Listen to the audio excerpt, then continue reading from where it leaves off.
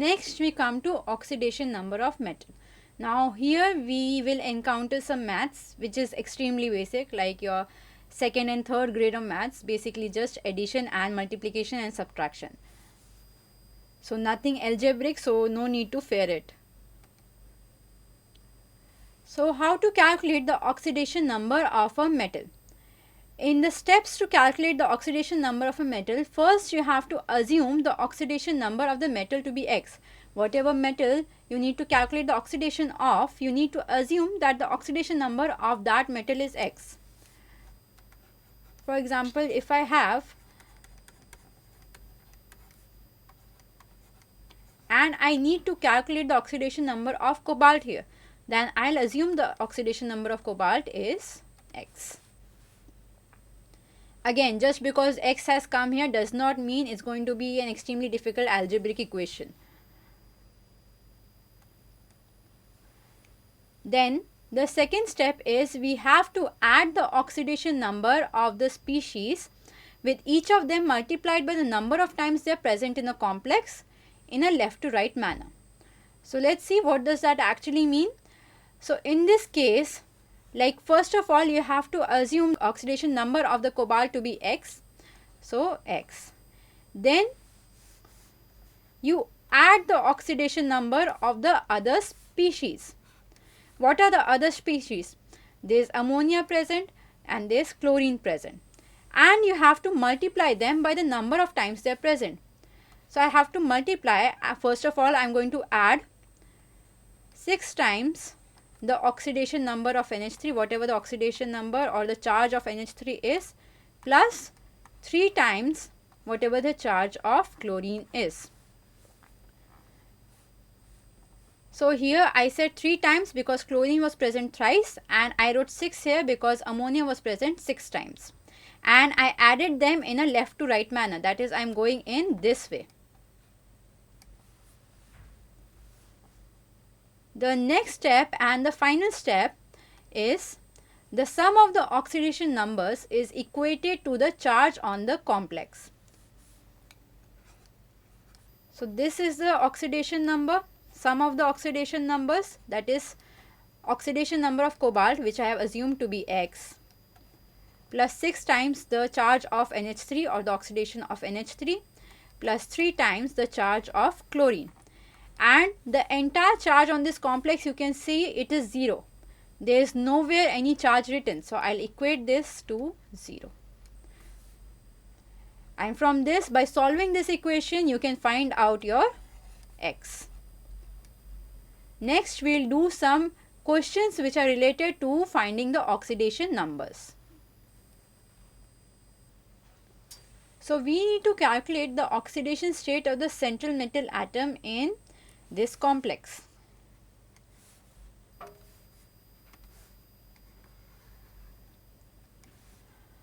So till now you know what is the central metal atom in this complex. It's chromium. No points for guessing that, it's chromium. So we'll take the oxidation state of chromium to be x.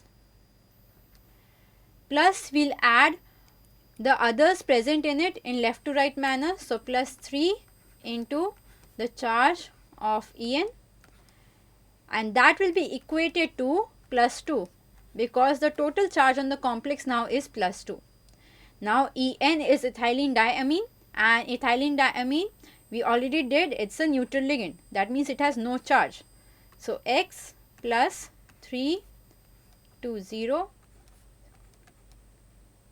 2. So that means x plus 0 is equal to plus 2.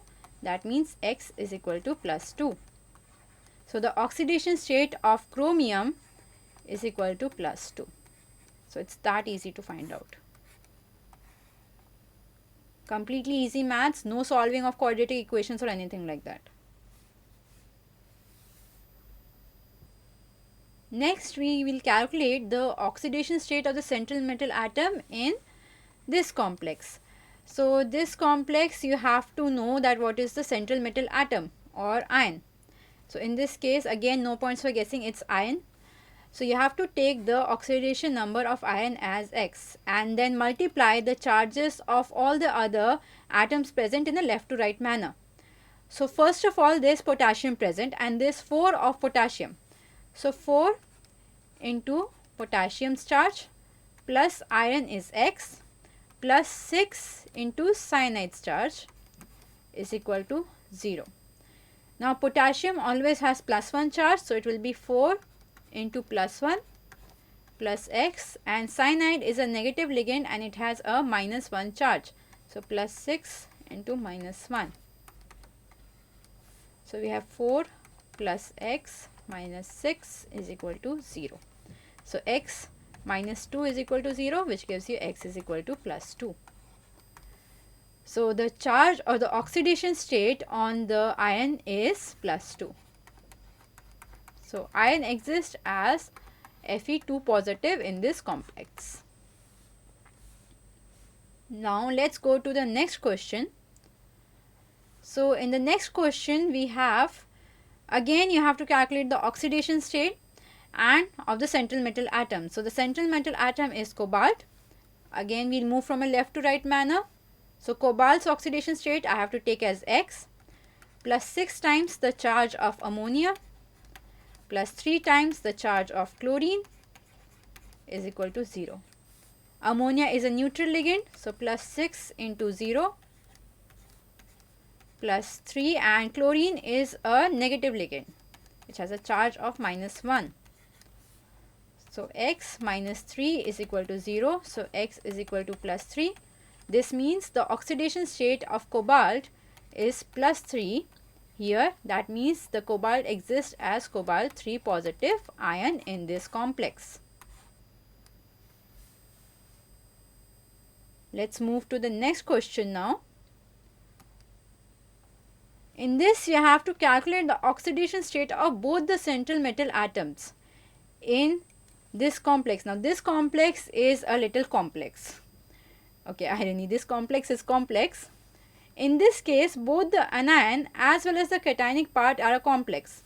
If we had taken like CONH3 whole 6 Cl3, in this case this was the cationic part and this was the anionic part. Why I am saying this is cationic and this is anionic? Because you always write the cation before the anion. Like if you write NaCl, you are writing sodium before chlorine. Why? Because sodium is the cation, chlorine is the anion. When you write CsCl, the same thing, you write Cs before chlorine because Cs is the cation and chlorine is the anion. So similarly in this case, this part is the cationic complex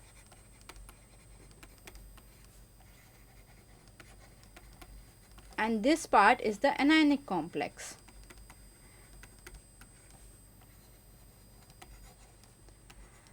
And this question is a bit complex to solve. So how to solve this question? To solve this question, you need to know a few of the common oxidation states of few metal atoms.